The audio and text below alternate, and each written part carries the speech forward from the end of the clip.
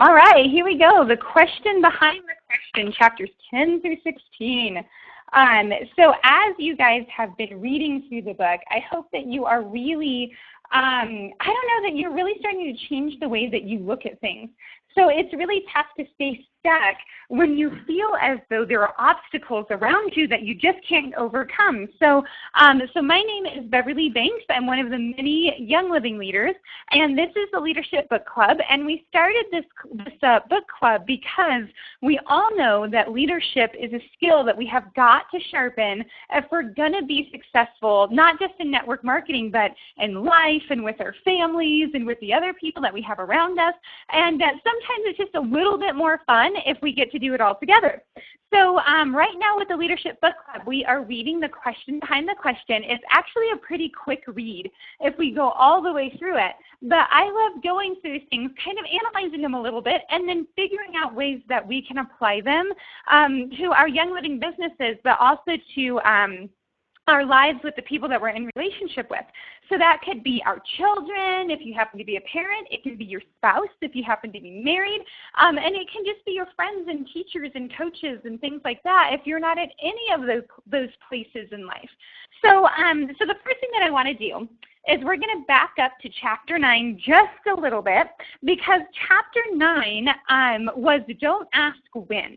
And the reason why I wanted to back up just one chapter to remind you of this evil little when question is because questions that begin with when really lead to procrastination. And I'm going to talk a little bit about procrastination today.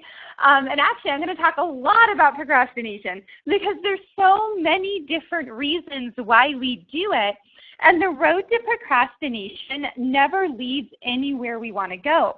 As it says in the book, nobody wakes up in the morning going, oh my gosh, I think I'm going to procrastinate today. I'm going to put everything off and not do anything, because if we did, we might actually enjoy the day.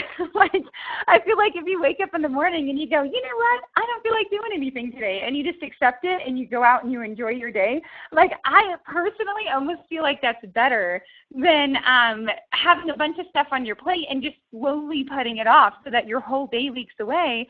And not only did you not accomplish anything, but you didn't even really accomplish a restful day. So that's my 2 cents on deciding to have a day that's filled with procrastination anyway. Okay, so chapter 10, procrastination is a friend of failure. And there's a few reasons for this, but first, in chapter 10, the author, John, shares the story with us, which I think we can all relate to. And what happens is he decides to sell a coffee table that has a glass top. And the people who purchase the table decide that they want the bottom, but they don't want the top. And so there's this big piece of glass hanging out in the driveway that John really should put away. And like a lot of us do, I know I'm certainly guilty of this, is he looks at the glass after the table sells and he goes, I should probably get around to putting that away at some point. So every few hours or so, the man walks by the piece of glass and he keeps going, yeah, I'll put it away in a minute. Okay, I'll put it away in a minute. It would have taken him 5 minutes to slide it into his driveway or into his garage, or at least get it out of the way. But that's not what he does. And even his wife observes, hey, John, maybe you should go ahead and put that away, but he just leaves it there. And so all of a sudden later that night, his son ends up, he sends his son out to go complete a task, and sure enough, his son runs into the piece of glass and is laying there on top of the shards of all of this broken glass. Luckily, he did not get cut. There wasn't a huge injury, but there definitely could have been, all because of procrastination. And so my question is, how many times are there things out there that you know you need to do, they're going to take 5 minutes, or maybe they're going to take 30 minutes, or maybe they're even going to take an hour. And you just keep putting them off because you just can't seem to motivate yourself to get it done. I think that this happens to all of us, but it really leads to hours or if not weeks of actual setback.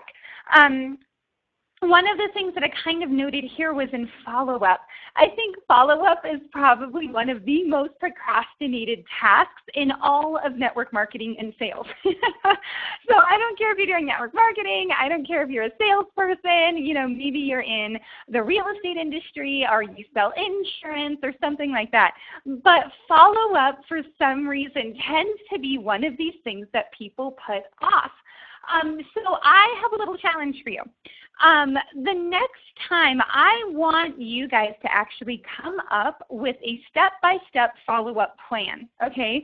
Part of why I think procrastination happens is because there is not a clear path for you to do a few of the things that you know you need to do every single day, one of those being follow-up.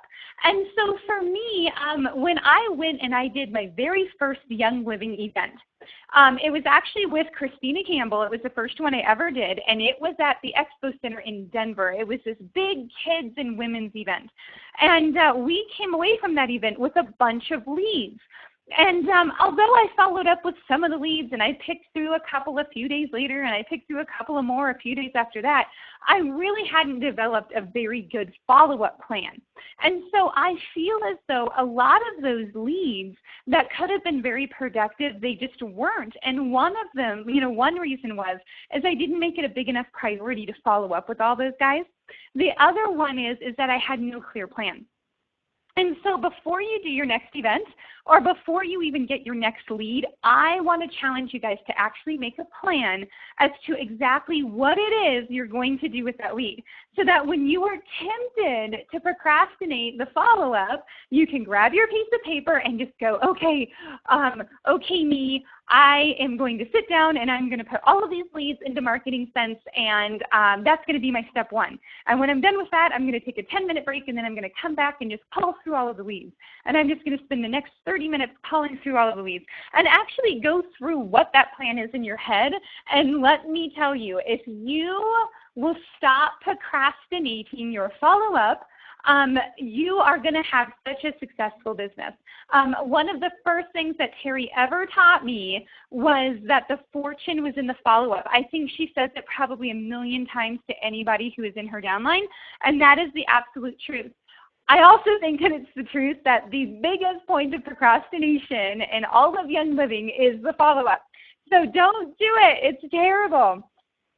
And also, don't you just feel really bad? Like, I know I feel really bad when I procrastinate stuff and then I kind of come back to it. So 5-minute tasks, putting things away, being organized. This past week was a huge victory week. And I will say this too to all of you visual people out there. So I procrastinate filing. I hate filing. I am not a file girl. I have just figured out. And my whole office, the whole office was exploding. It was everywhere. It was in the sitting room. It was in the living room. I had bits of projects that I was working on in the kitchen. I mean, it was ridiculous how much things were falling apart because I was procrastinating cleaning everything up. So I called in a friend of mine, and I was like, oh, my gosh, I have an emergency. You have to come help me organize my office. And she organized me into bins. And so now I have a little bin for every project that goes up on a shelf. And when I am done with that project, I gather everything up, put it in the bin, and put it on the shelf. That's really easy to not procrastinate. But if I sit around and I procrastinate, I am telling you, everything will be everywhere, and I will feel like I just had a really unproductive day. It makes me feel like a failure, like I didn't get anything done. If I look back at my day and I see all of the little 5-minute projects that I left. So let's be victorious and stop procrastinating. Easier said than done, right? Okay, chapter 11. And chapter 11 is actually called When Will We Get More Tools and Better Systems? And, who hasn't said this inside their own head? Like, oh, I could really succeed if I only had, and then you fill in the blank here with some sort of a new tool. What I loved about this chapter is that they said creativity is thinking outside of the box. Many of us heard that, but there is a lot of truth in that. But to me, true creativity is this. It is succeeding within the box. Every organization has imperfect systems, and the resources are very finite. We may wish that we had newer tools, better systems, more people, bigger budgets, more diffusers, bigger premium starter kits. But thinking too much about what we would like to have is another cause of procrastination. And I mean, isn't that true? Especially when you say, you know what, I'm just going to wait for the Valor to come back into stock. Or, I'm not really going to do that until I have X, Y, Z, or this starts happening or that starts happening. Sometimes it is a tool of procrastination, and we need to knock it off. Ironically, succeeding with what we have makes us more likely to get the things that we wanted in the first place. If you can do the job with the existing tools that you have around you, you will be more likely to be able to succeed when you have every tool that you need, and even tools that you are amazed at and that you're really happy to have. So don't get the feeling that you're going to be able to succeed when you have the perfect home office, or when you have a new car because you're embarrassed that clients see you in the one that you've got, or when you are able to buy a 3-piece suit because, heck, it's really hard to sell when you're in sweats and a t-shirt because that's all you can afford. When you realize that anybody can succeed with the tools that they have, you can succeed inside of your perceived box. That is amazingly powerful. And then when the new tools come along, and when you're able to afford a better car, and when you're able to afford a new suit, you will realize that these are just tools, but you don't need them in order to succeed. And that is what is really important, and it's very, very empowering. Focusing on what you don't have is a waste of time and energy. To really make a difference, focus your energy on succeeding within the box. Focus all of your energy on solutions instead of the problems. And it's amazing. It's really, really amazing with what can happen when you accept the fact that you already have every single thing you already need to succeed. You just have to start stepping in the right direction.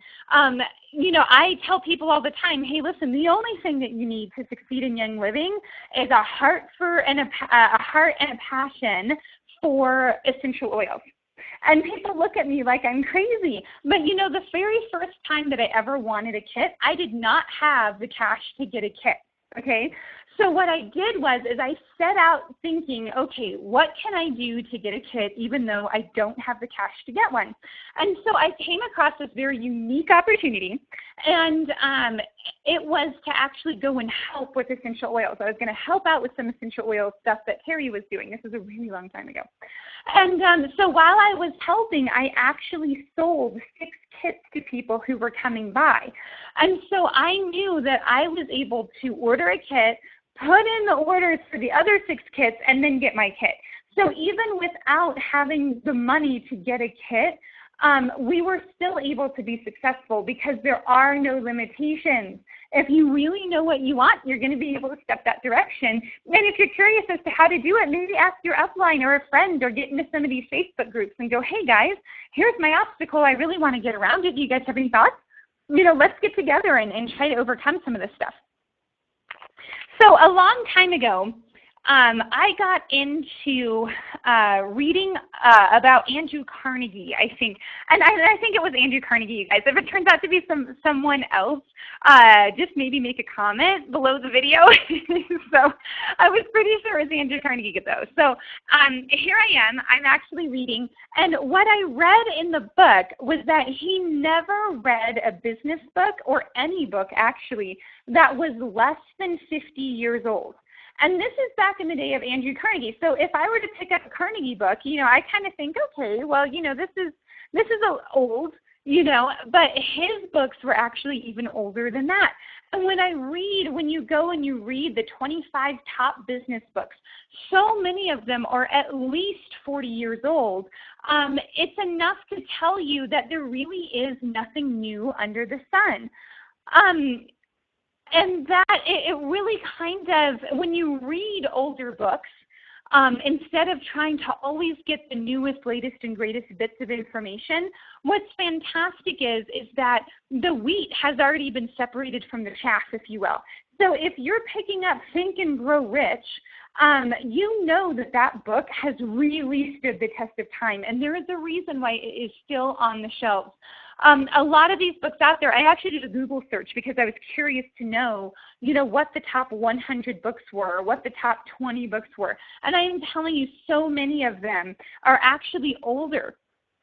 So don't put off succeeding, or don't think that you need the latest craze that's going around, or to go to the latest network marketing conference, or pick up the latest network marketing tool or website or whatever it is. It's just not true. The older stuff is actually better many times. Often when you're constantly looking for something new, it's out of boredom. I know a lot of people that discovered a really successful system, but they get really tired of that system after a few years, and they start, messing around with it, not because it doesn't work anymore, but just because they're bored. There's also some people who will use it as a reason to not succeed with what they have.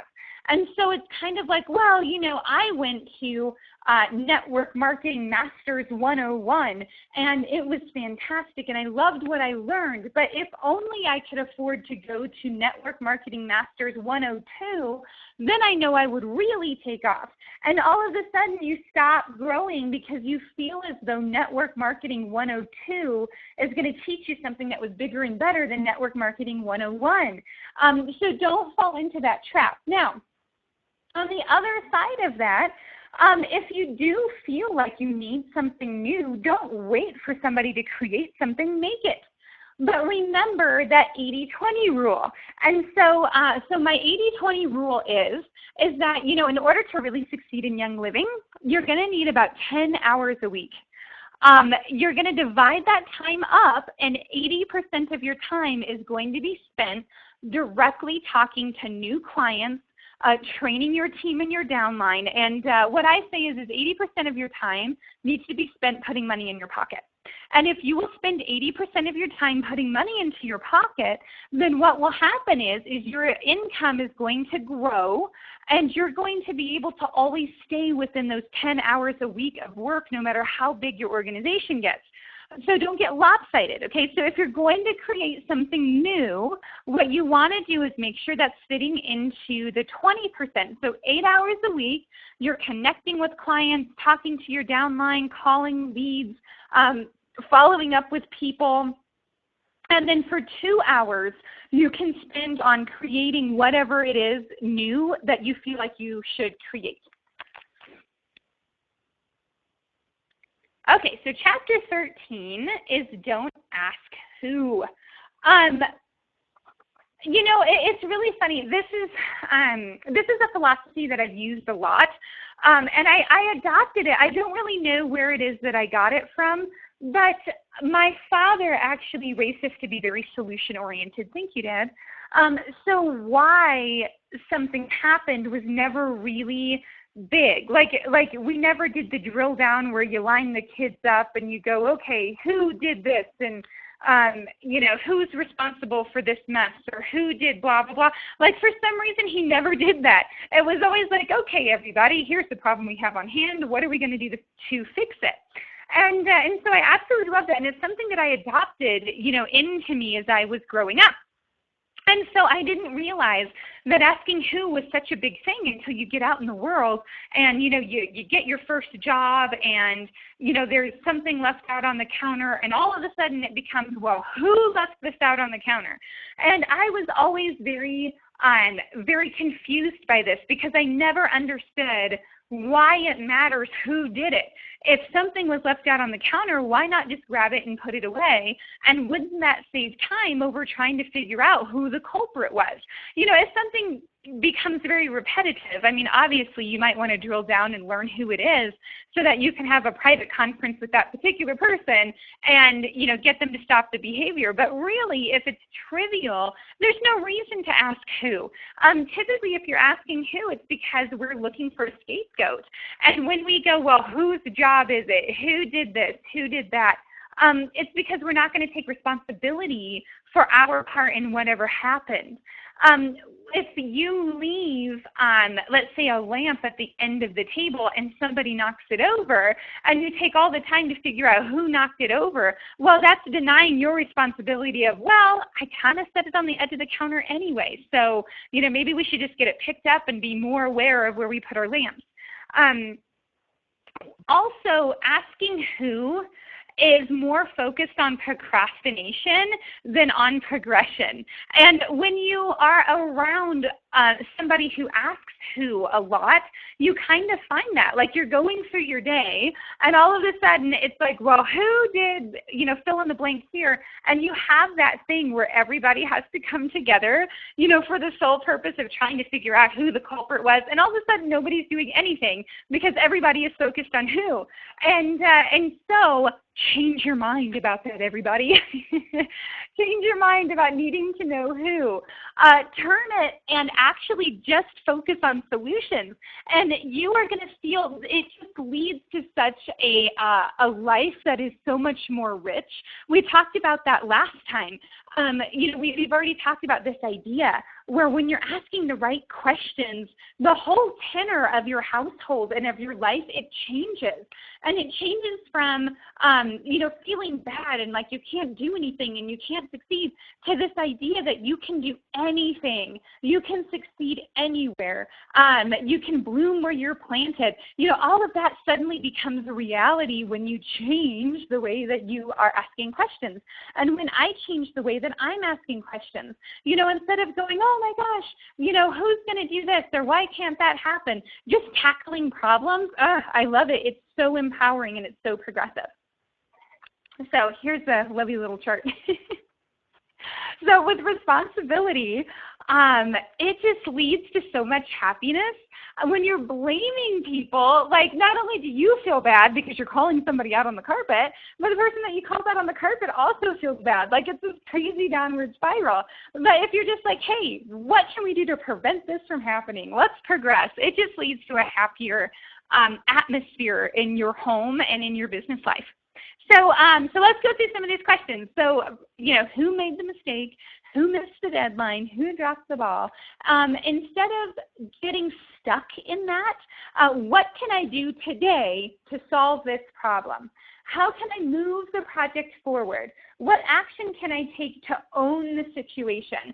And you know, I was thinking about these as we went and we did an event out in Chicago this past weekend. And again, we were showing up and we didn't have loads of kits to sell anybody. I don't know why you know, if I'm going to whine about something, it's that. I'm totally guilty. So what I have done since then is I've actually added a couple of iPads to the table.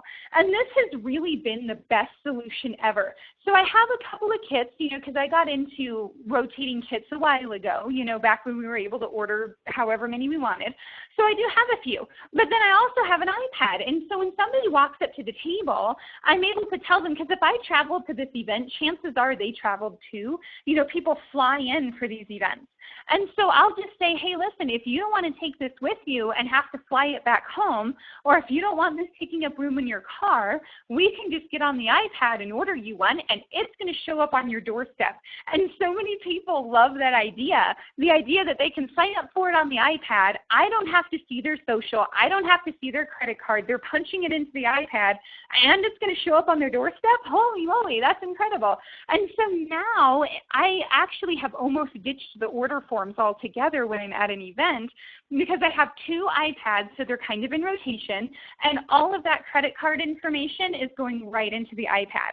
So it was a really fantastic solution, and staying solution-oriented like that, it just leads to progression. I love it.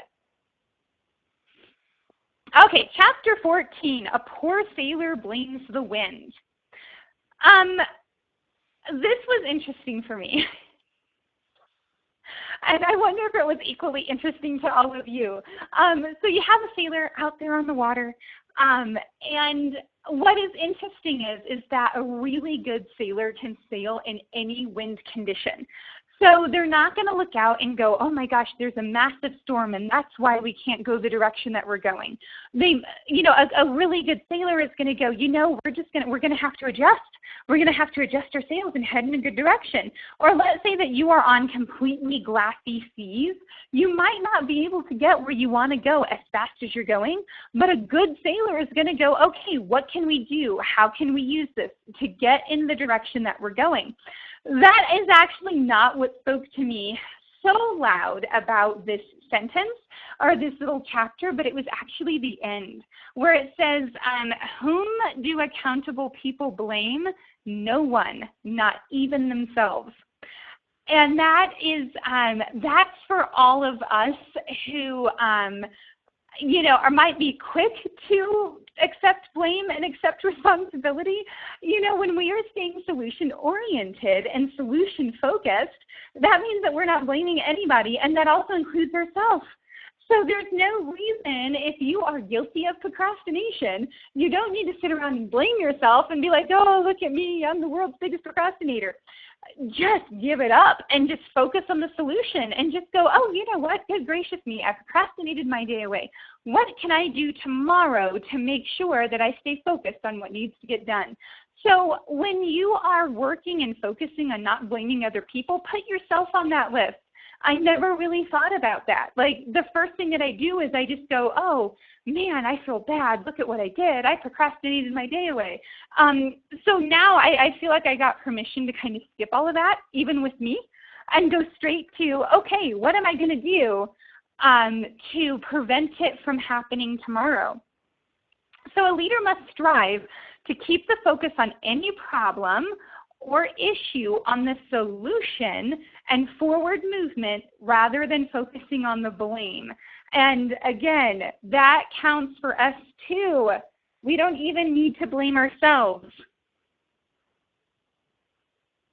Okay, chapter 15, us versus them. So here's the interesting part with us versus them. I have seen this in a lot of different directions. And one of the most interesting us versus them that I see is like there's us, the distributors, versus them, the corporate office. And I see that a lot. And then like in the corporate office, sometimes you hear, well, there's us who answer the phones, and then there's them who's in the warehouse. Or there's us at Young Living, and there's them who are supposed to be delivering our products on time. And there can be this huge rift of us versus them. And I think that when we grow our feelings about it, like when we grow our viewpoint, we will realize that us, it's distributors, it's the people who answer the phone, it's the people in the warehouse, it's our manufacturers, it's our farms that are located all over the world, and it's all of us working together that really makes this thing happen. And so when we stop the us versus them mentality and we realize that we are in fact one big gigantic team, all of a sudden we get this feeling that we really want to help. Like, oh, okay, you can't do this for me. Well, how can I help? What can I do to help that situation? I have seen so many people come together. Like there's whole like almost black market valor going on where people are connecting with other people. And some people are like, my back pain, nothing helps it but valor. Is there somebody out there who can help me? And someone goes, oh my gosh, I have valor, but you know what I want is this. And all of a sudden, instead of it's like it being our group versus their group, everyone is coming together to make really awesome situations happen. Okay, the last chapter that we're going to talk about is Beat the Ref. And my little quote up here is that success is no accident. Success is hard work, perseverance, learning, studying, sacrifice, and most of all, love of what you're doing.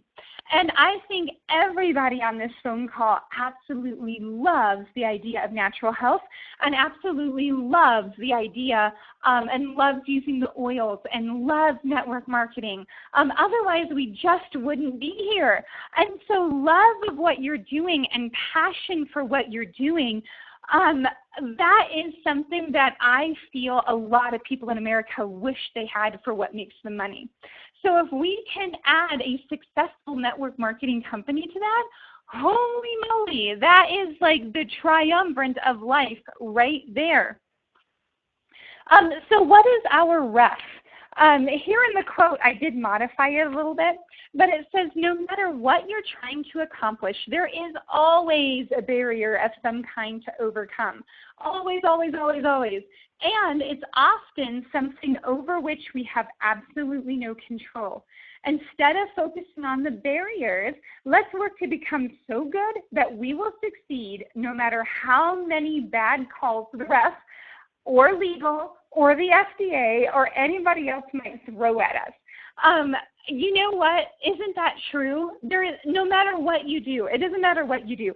Sometimes, I'll sit down and I'll plan out the meal for my family and make my little shopping list, and you go to the store and they're completely sold out of something pivotal that's on the list. And it's like we can whine and complain about it, or we can just decide that we are going to succeed no matter what. It does not matter what is going on around us or how many barriers try to get thrown in front of us. We are going to come up with a super creative and amazing way to get around that barrier.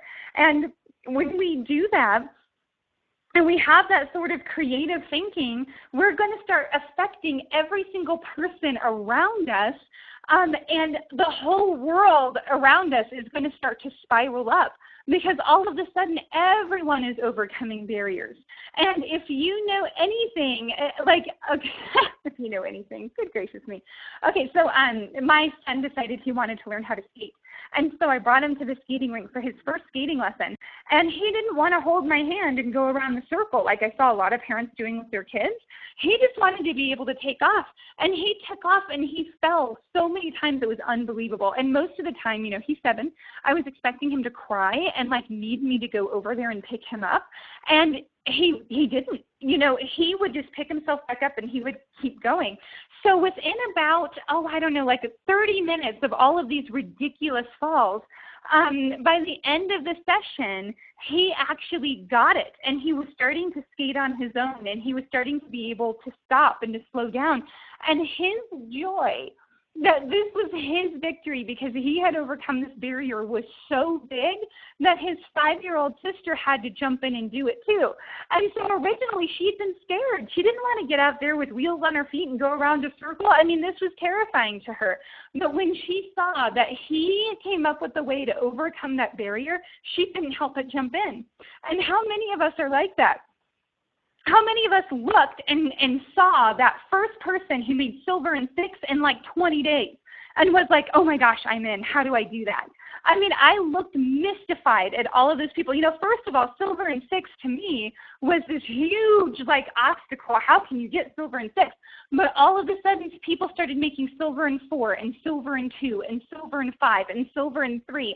And now we have so many silver and 6s, it's unbelievable. But it's because we got to watch these really creative, very driven, motivated people make silver and 6 in no time. And all of a sudden, we were able to do that. If you've ever read the book or watched the movie The 4-Minute Mile, it's the same thing. Scientists all over the world were telling these runners it was physically impossible to run a 4-minute mile. Nobody's going to be able to do it. The human body wasn't created to do it. Nobody can run the 4-minute mile. There were runners that were pushing and pushing and pushing and pushing.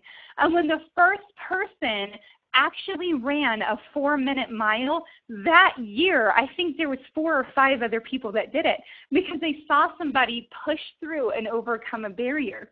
And I want to be that person. Don't we all? Don't we all want to be the people that push through these barriers? We become the people who succeed in network marketing. And all of a sudden the people around us go, oh my gosh, tell me what you're doing. I want to succeed too. And now we're able to tell them and look them in the face and go, there are no such thing as barriers. You want to know about barriers? I have stories for you a mile long, but if you're committed, we can make you successful too.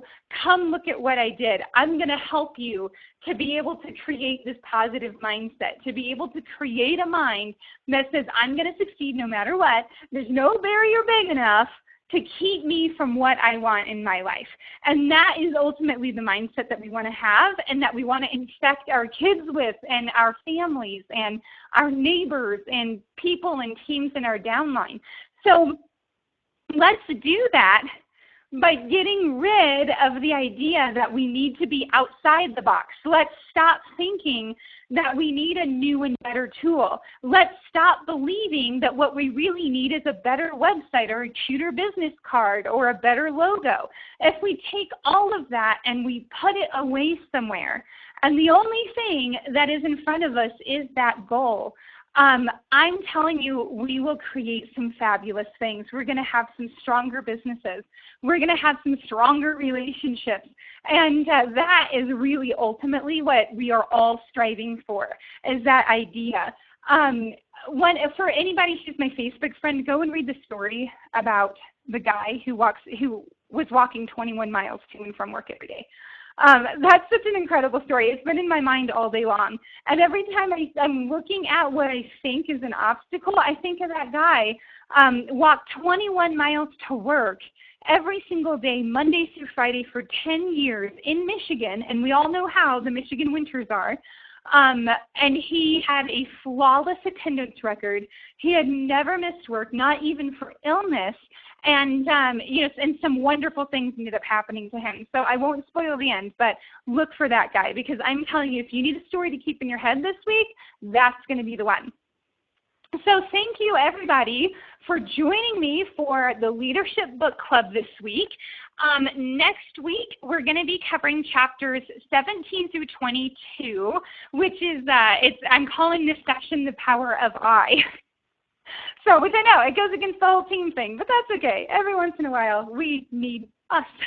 So anyway, so next week we will be here the same time, and make sure to check out for the link. I will also put the recording of this call up on the Leadership Book Club group. So if you haven't found the Leadership Book Club group on Facebook, feel free to find us and share it. Anyone you feel like who needs this message, regardless of if they are a member of Young Living or not, share it. Because I know that you know somebody who needs to be inspired. And so go and be that person that just, gives them the boost they need this week. So thank you, everybody. Have a fantastic rest of your week.